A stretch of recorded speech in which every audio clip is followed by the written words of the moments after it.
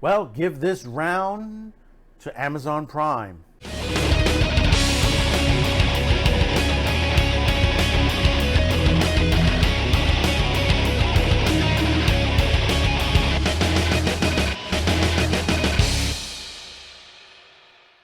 Thank you for tuning in. Don't forget to hit that subscribe, like, and best of all, share this video. We are still shadow banned by the YouTube algorithm.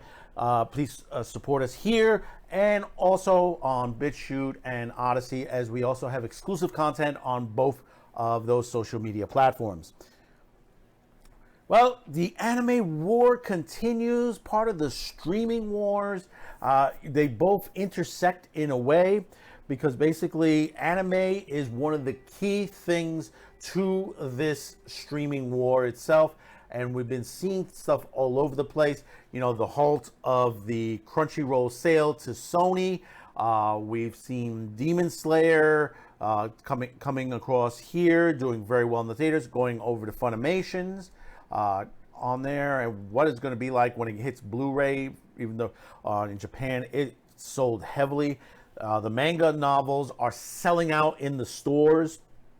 Here in the US itself, there's a manga shortage coming, and there's a ton of new anime that's already here and also coming soon.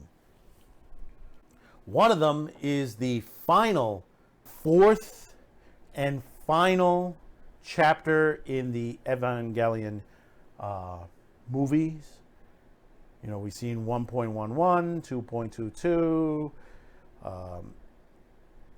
or is it 3.33? I think it is the other one. And now we have this particular one. You're familiar with Neon Genesis Evangelion, one of the greatest animes in history. It doesn't matter what you think of it, how it was dubbed or stuff like that, is still one of the greatest stories ever written from an anime perspective. I mean, I love this. I still have, I think, what is it called, the Platinum Edition? I have it somewhere in my, I have to look for it. I have that there, and just like Clownfish TV said, Neon, you'll have to pry it from my dead hands, because basically that is one of the best sets that you can get for this movie. And you know, a lot of people didn't like the Netflix version of it and the dubs on there. And okay, that's fine. But let me tell you something. For decades, since this series had come out, there've always been controversy on the dubbing itself, the translations. You know, there are going to be people that are not going to like the translations, and there's some people that are going to like the translations. Some people that are going to like how the restoration went, and some of them not going to like it. It don't matter, you know, there are going to be people always unhappy to the situation itself. But now what we're getting here is that the movie, the reboot, well, in a way I wouldn't call it reboot, they just the change of the change of the story, 3.0 plus 1.01, Twice Upon a Time, which has already done successfully in Japan itself. I think it 30 million in box office tickets there, which is very good. You know, competing with Demon Slayer, which did more, but still, for what Evangelion did, I mean, still, it's fantastic. And now, Amazon has thrown the gauntlet down in these anime wars and streaming wars by picking up Evangelion 3.0 for broadcast on their streaming site here in August. That's right, guys. It's going to be here in August. There's already trailers out for it. It looks beautiful. The music, you know, some people say, well, it's almost sounds like, you know, people saying that it sounds like Kingdom Hearts music or something like that. And the person did work on that. You know, that's someone who worked on the music for the soundtrack. So the soundtrack may sound a little similar, but it looks, from the trailer, it looks beautiful. And I've said this, when you spend time, as long as this has been in production, you know, the length of time that we've waited for this, the looks, the feel of it looks fantastic. The other half of this story is not only 3.0 is coming, they also grabbed hold over 1.11 and 2.22 and 3.33. So basically we are getting a whole slew of Evangelion coming over to Amazon Prime. Is it a good thing? Is it bad? As much as I distaste that Amazon caught this, not saying that they should go on to Netflix. I mean, Tubi would have been better place, but still, it throws into the face of several things. Competition, competition, competition. We need competition out there to smack into Funimation's. Funimation controls a lot, and people said, well, this might disrupt the case between Funimation and Crunchyroll sale and stuff like that. No, this is showing, because Funimation is not paying attention right now. They're trying to go through certain things. They ended up picking up Demon Slayer, which is like the top movie right now, but not knowing that, they should have paid attention.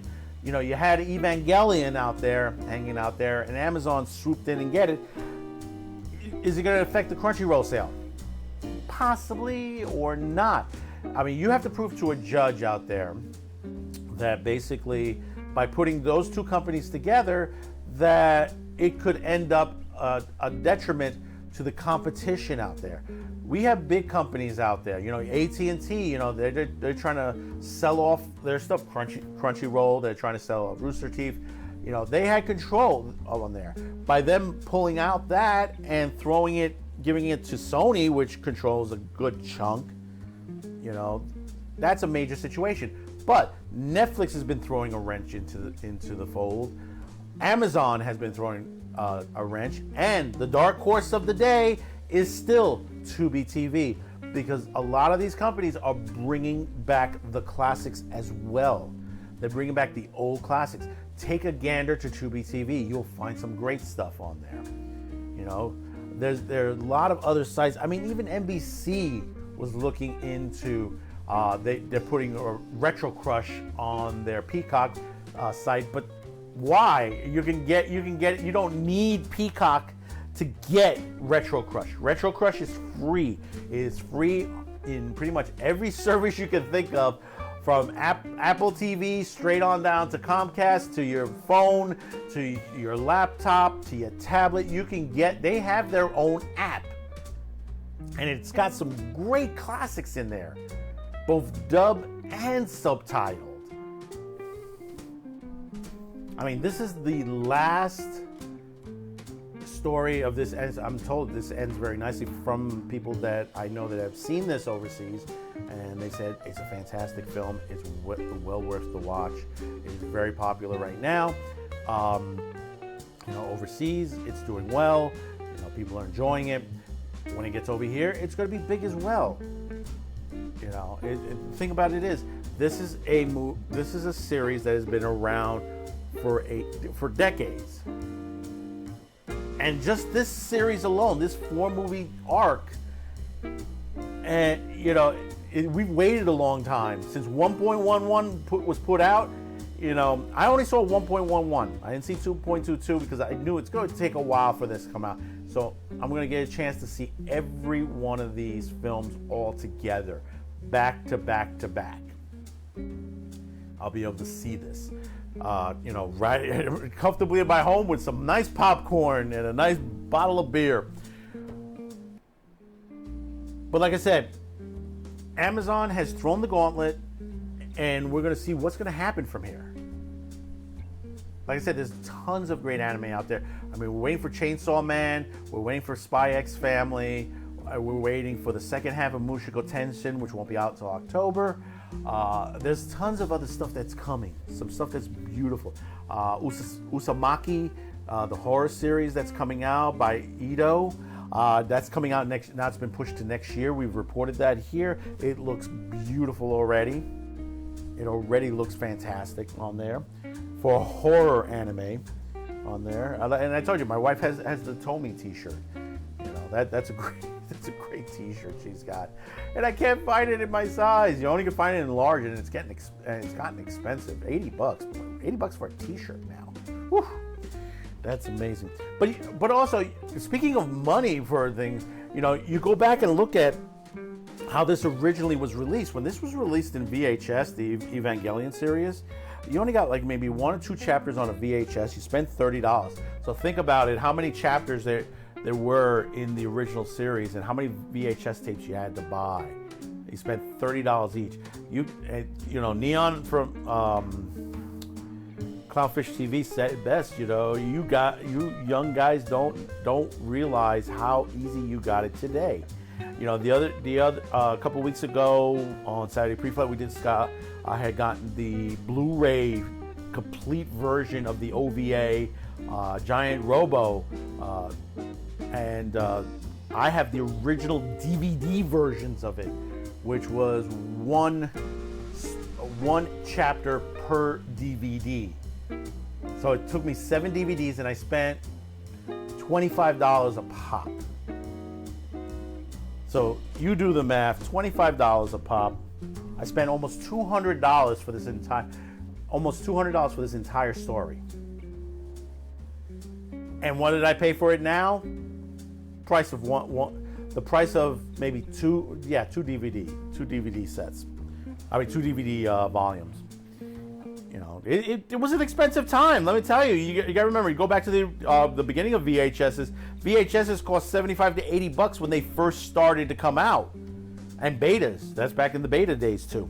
You know, they were not cheap. You had to catch them really on a so-called clearance back then, and that was hard to find back then. You know, not too many on there. I think I shelled out, what was it, $60 for beta version of Star Trek: The Wrath of Khan. $60 for a beta version. What is it now? $20? $16 to get a 4K on it? So we're looking forward to it in August.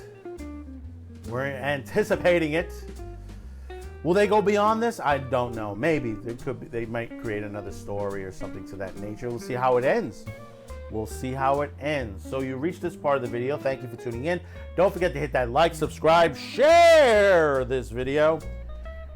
We'll see you on the next one. Thank you for tuning in. Bye-bye now. Gamera is really neat.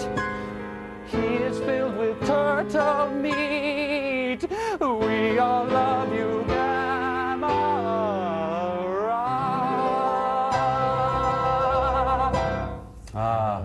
Kill him. Better yet, I'll kill him. You push the button.